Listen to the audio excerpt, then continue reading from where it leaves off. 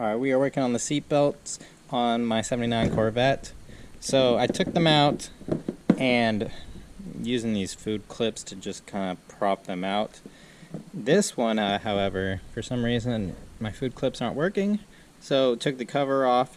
This seat belt is actually broke. It doesn't want to retract all the time. You kind of have to mess with it.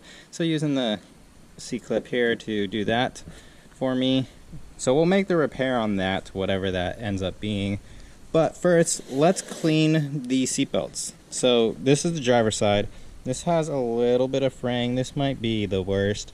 And honestly, this might consider a replacement. But it's only fraying on the edges, not in the center. And the seatbelt itself is still feels okay. Now, the other thing we want to look at is the seatbelt buckles. I want to see if I can remove them off of the seatbelts. That would be ideal, because I can't put them back in all rusty like this when we're cleaning everything else up.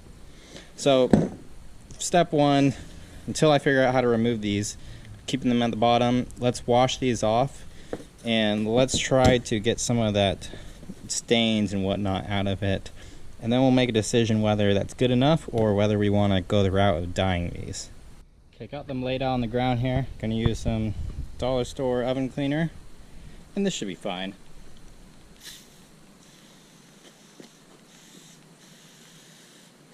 You see that? That's a nice stain right there. So we'll heavily get that area.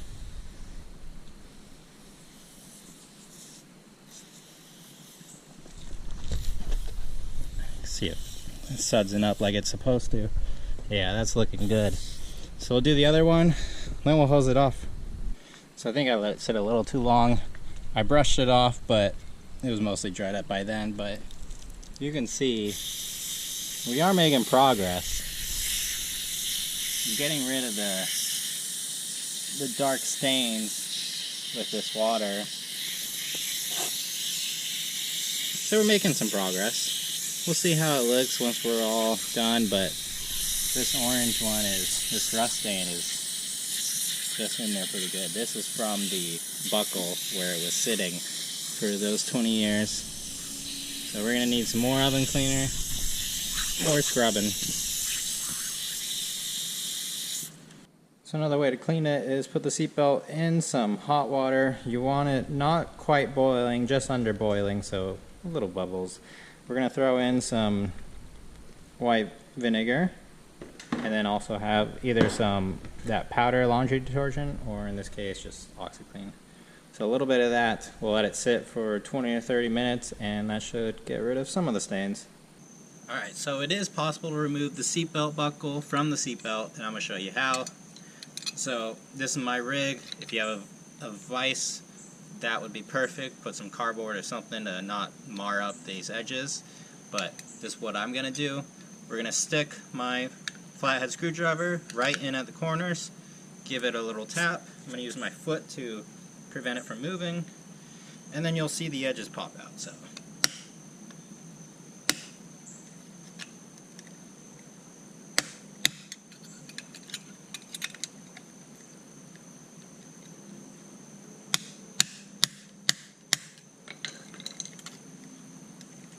Okay, and it was that easy. A little too many hits, but we got it out, no problem.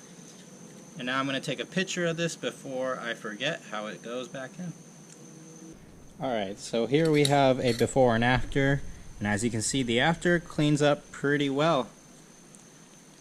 Even the backside is more glossy because this is the side that did not see the sun, so all good. These are chrome plated, and I'm going to show you how to get rid of this rust layer and make them a little bit shiny again. So since they're rusted, they are pitted, so they're never going to be perfect. As you can see, this one, it's not perfect. There's some imperfections, but it's a lot better.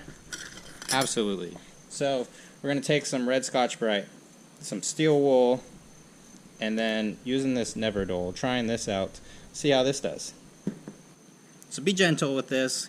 Red Scotch-Brite is enough to leave scratches and imperfections on the finish. So we just want to remove that top layer of rust.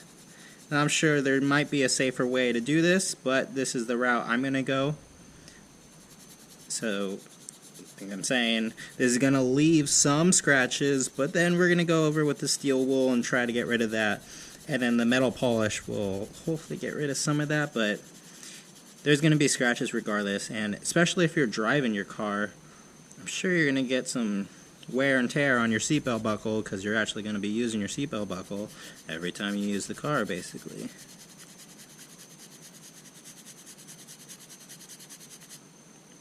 So just some light sanding for a while, and then we'll get the results we want. So we've removed all the surface rust. Now we're going to take the steel wool and just go over it.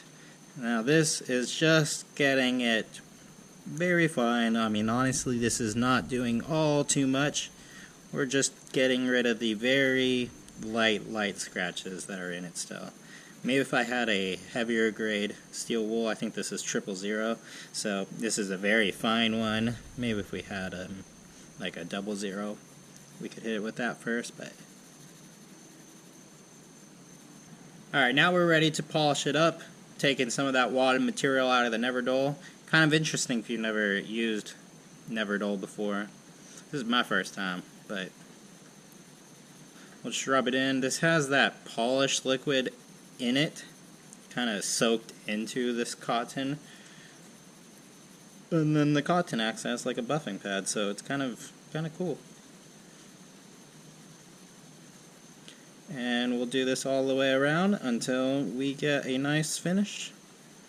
And all it's going to do is just give it a little more shine. These are pretty shiny already. I mean, you can see all the material it's removing, which is good. We want to remove that material. But don't expect crazy results. Now we get to repeat everything we just did to this cover piece. So to put it back together, I'm referencing my photo on the right. We have it in the correct spot. I'm going to slide the tab in here. See if I can do this one-handed. There we go. So now it's in. Now we just got to put the cover on. We'll take the cover here. And if you see, one side has a square, one side's round. The bottom's a square in this case. Match it up with this, you'll see same sort of thing. One side has a square, one side's round. Top is the square. So we're going to flip this around. Okay, so we're going to do the back side first. That's the square part. The round one will hang over like this towards the buckle. Now what we're going to do is set it on something so we can hit it. I'm going to flip it around like this.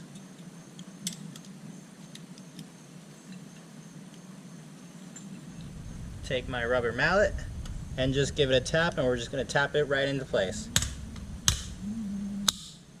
Just like that. It's tapped right into place. Now we are good to go. And just like that, we have two seat belts put back together. We got the buckles back on. And now let me show you how the seat belt turned out, because you saw that we cleaned them. So they turned out pretty good. This is the passenger side that I'm holding right now. And this one is definitely the best, even on the back side. Now the driver's side. The driver's side is a bit more stained up. And the very edge is frayed. It must be frayed from retracting. This is where the rust spot was, and now it's just fuzzy front and back. So driver's side seatbelt came out like a 7 out of 10, maybe a 6. Not the greatest. Passenger side, pretty good. So I was going to go the route of dyeing these to make them look absolutely perfect again. But once I noticed the driver's side has all these frays in here, I decided to just polish up what we got, make it look as good as it can, and run what we got. Now, in all honesty, the seatbelt is going to need to be replaced eventually. It's probably fine right now, but in the next few years we're going to want a set of seat belts. So that's why I didn't go the route of dyeing. And just like that, the seat belts are back in the car. We still have the car all apart, so don't pay attention to that. But we got the seat belts in, the polished buckles looking all shiny, looking pretty good. No more surface rust on it. I'd say it came out pretty well. And if you remember here on the passenger side, this seatbelt had a problem getting stuck sometimes. Well, it doesn't seem to be getting stuck anymore.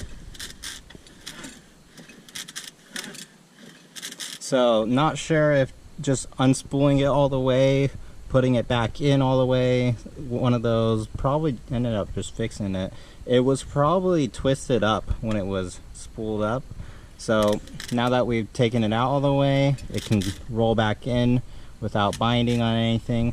It's making a little bit of a drag noise, like the plastic gear that bites onto the teeth and locks it is touching, but it's not preventing it and locking it up anymore. So that's good. I mean, I'll take it.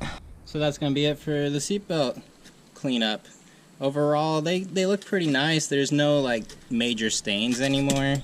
The driver's side was still worse than the passenger, but nothing too horrible. It looks decent. And the seatbelt buckles are much better now, which I think did a lot for this. So thank you for watching, and I'll see you in the next one.